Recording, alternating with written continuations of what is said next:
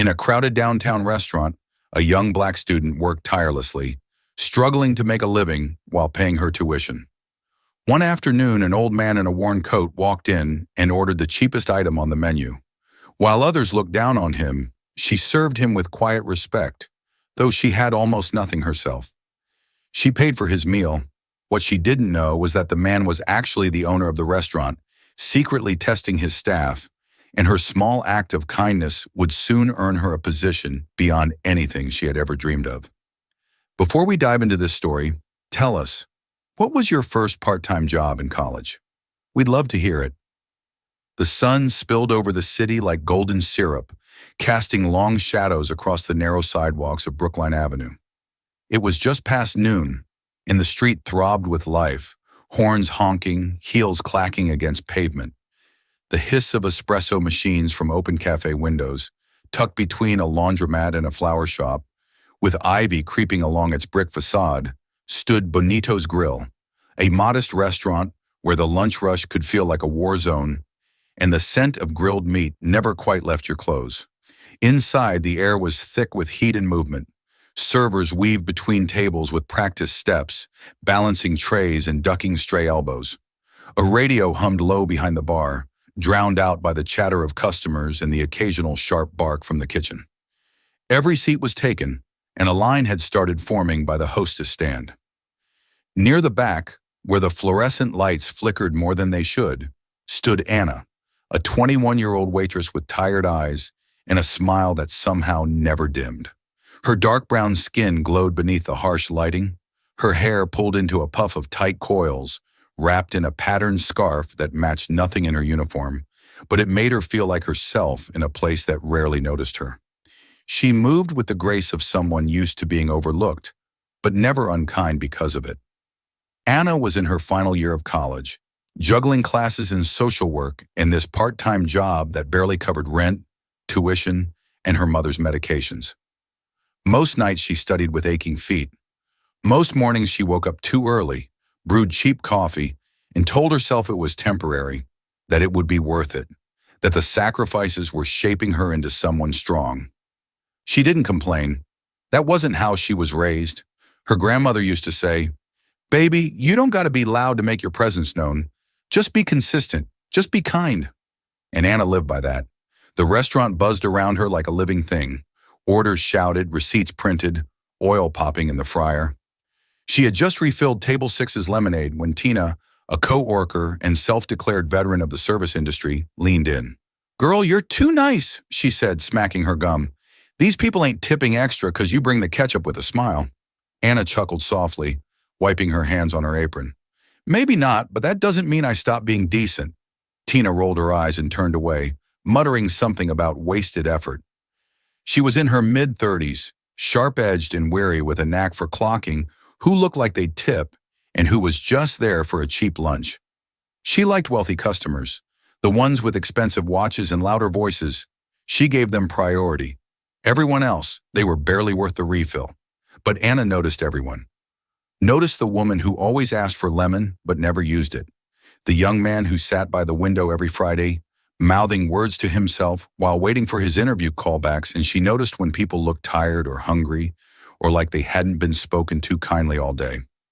That Tuesday was no different.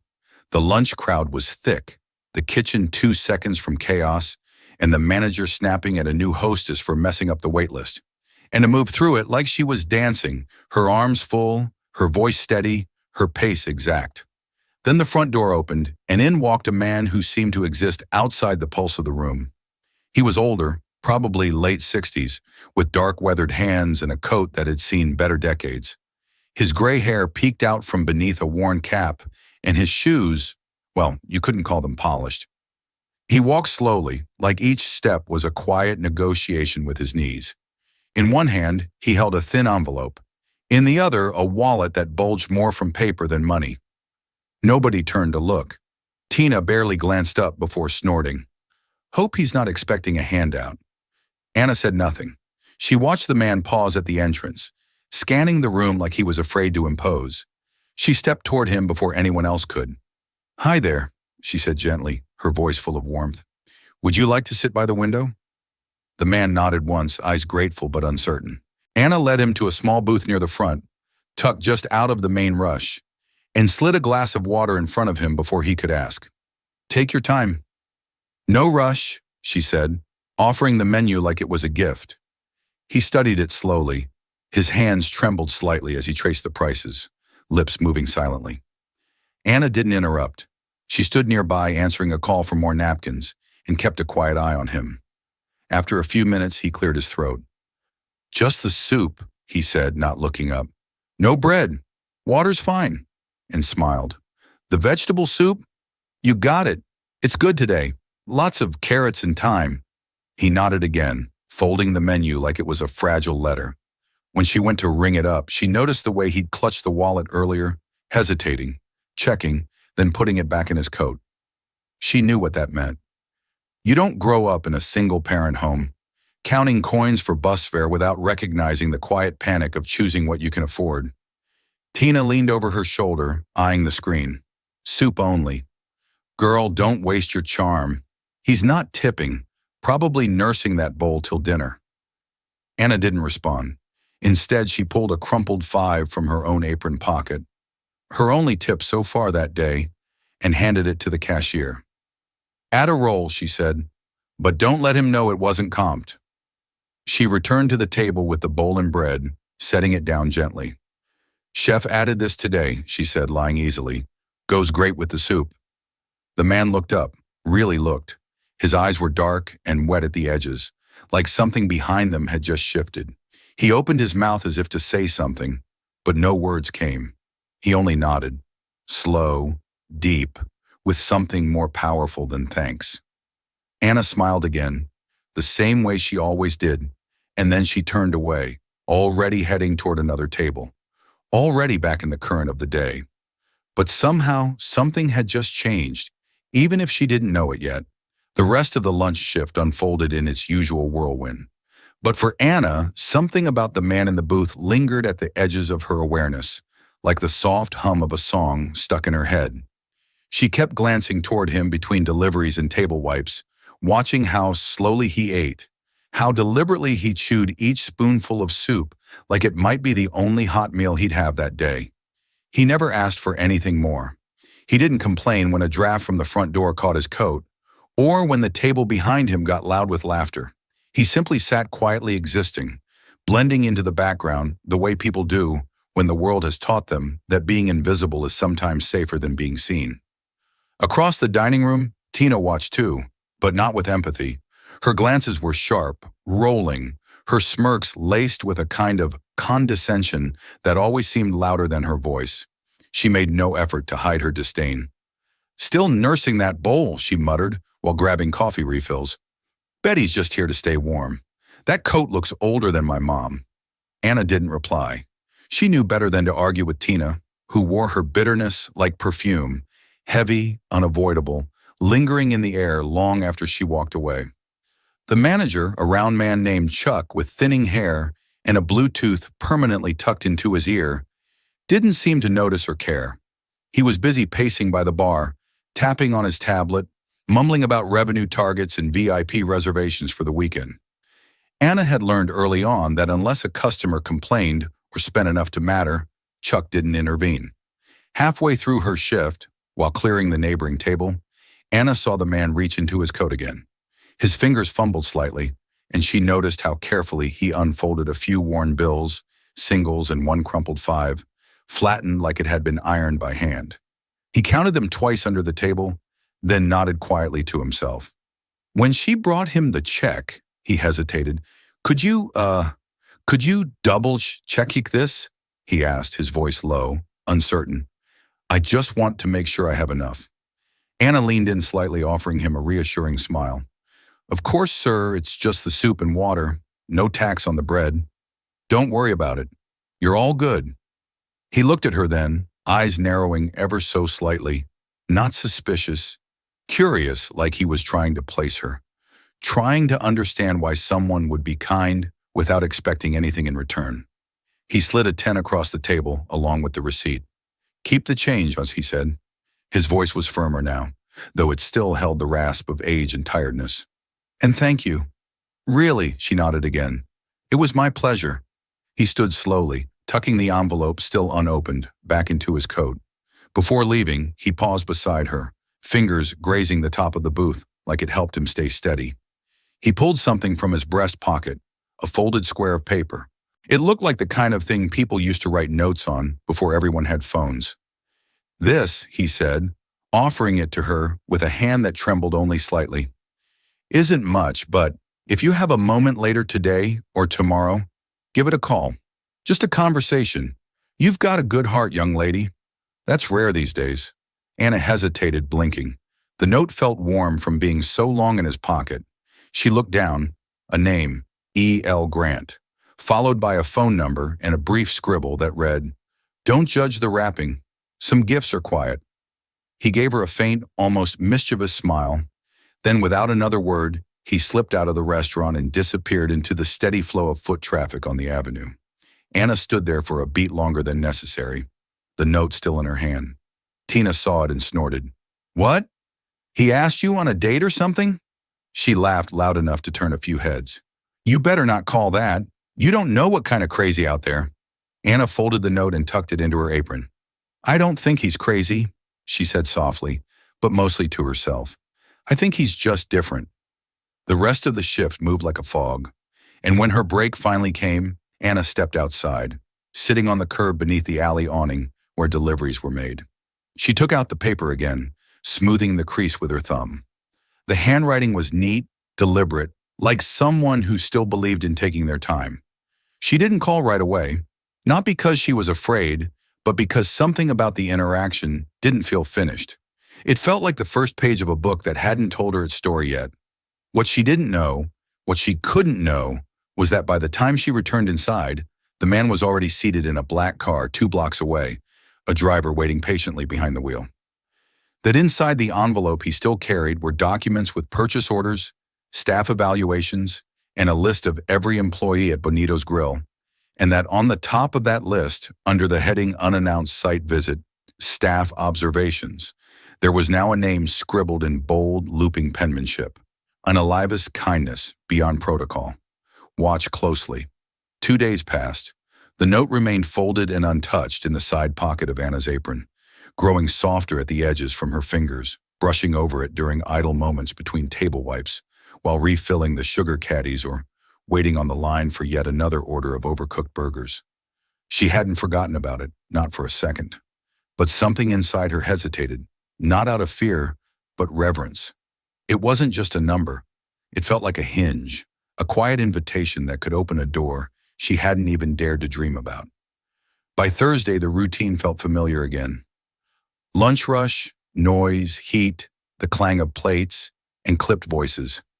Tina was in rare form, cracking jokes at the expense of a flustered trainee, and Chuck, the manager, kept pacing the floor like something invisible was about to explode.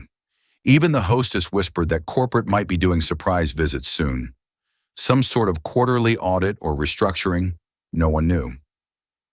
At precisely 2:47 p.m., as Anna was stacking dessert menus at the bar, the restaurant's double doors swung open. The sound wasn't loud, but something about the air shifted. She looked up and paused. It wasn't the old man this time. It was the driver, the one who had waited quietly beside the black sedan she glimpsed through the front window on Tuesday without thinking twice. He was tall, polished, dressed in a crisp gray suit, and moved with a confidence that suggested this wasn't his first errand for someone powerful. He stepped inside and scanned the room until his eyes landed on her. "Anna Lewis?" he asked, voice low and professional. Chuck's head snapped around, already walking toward them. "Is there a problem here, sir?" he asked, eyes narrowing, half guarded, half curious. The man gave a brief smile. "Not at all. I'm here to deliver a message on behalf of Mr. Edward L. Grant." Chuck froze. The name meant nothing to Anna, but it hit the manager like a freight train. His entire posture shifted. "Wait, the Edward Grant from Il Hospitality Group?" "Yes," the driver said evenly, handing Anna a sealed envelope. Mr. Grant asked that this be given to her personally. Tina had stopped mid-walk, her mouth slightly open. Even the hostess leaned over the podium like she'd just heard a ghost story become real. Anna took the envelope slowly, careful not to smudge the elegant black ink that spelled her name across the front. The paper was thick, textured, the kind you only find in offices with private elevators. She opened it cautiously. Inside was a single sheet.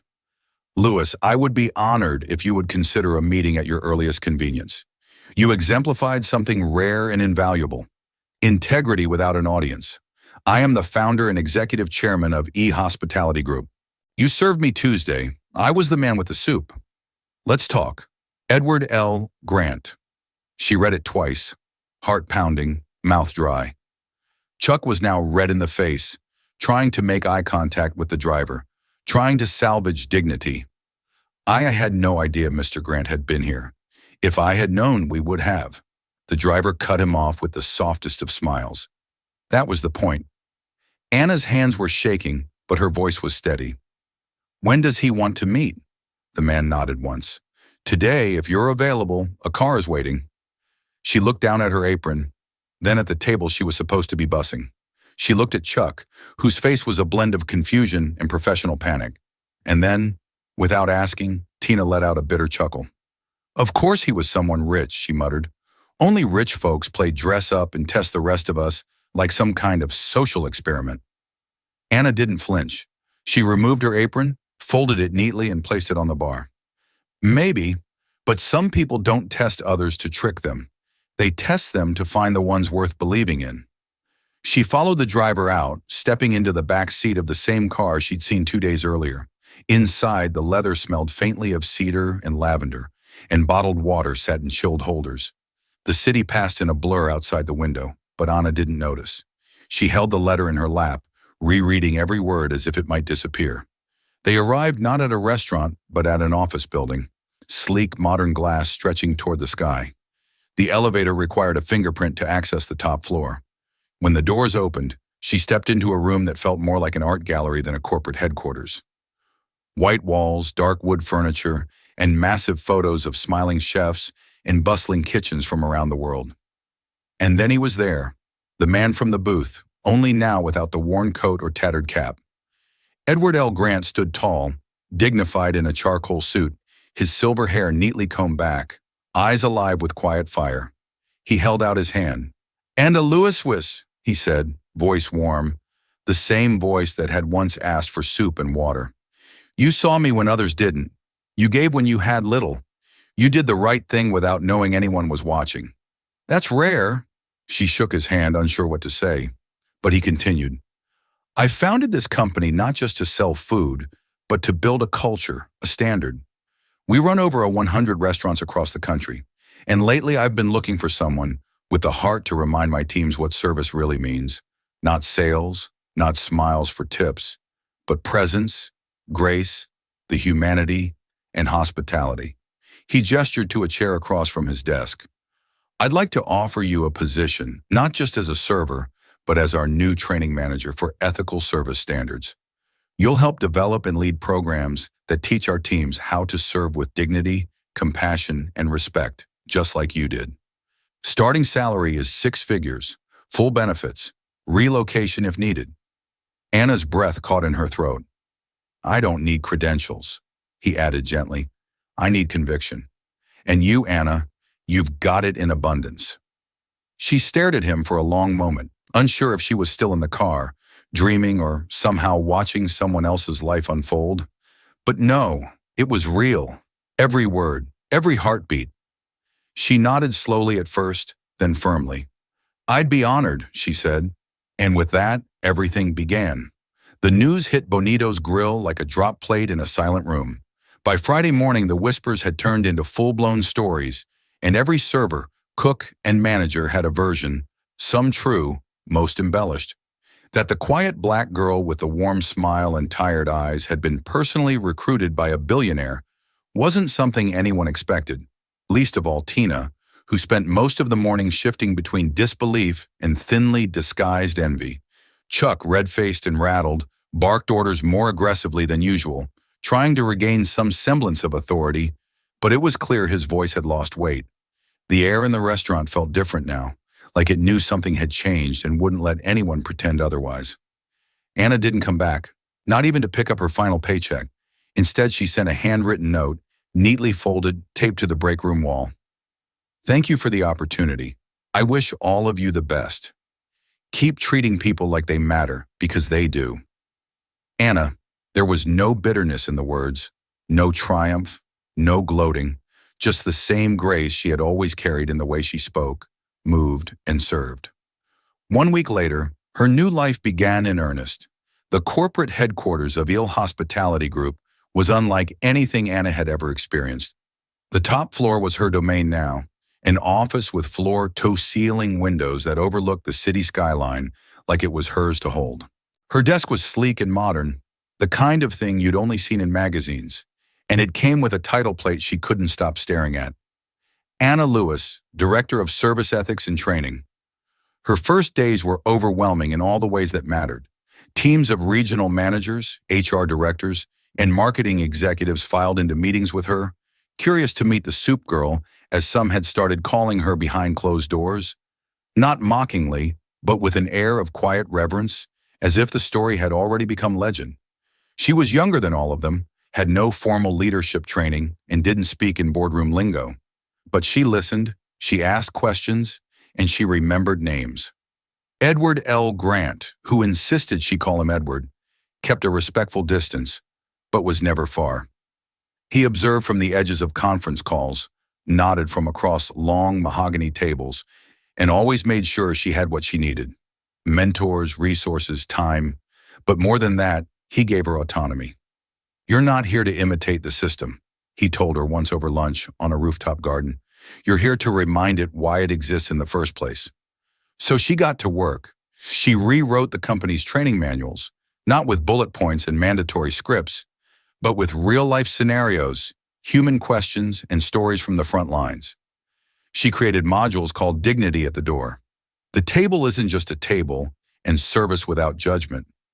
She began traveling to various locations from high-end urban spots to smaller suburban franchises, observing how service was delivered, how staff were treated, and how unspoken biases slipped between smiling faces and polite tones. She didn't lead with fear. She led with presence, with stories, with memory. And people listened. They listened when she told them about the man in the old coat and how it wasn't his money that mattered, but the way he carried the weight of being unseen. They listened when she reminded them that customers don't owe you kindness for kindness to be given. And they listened because, unlike many people in polished suits, she had stood where they stood.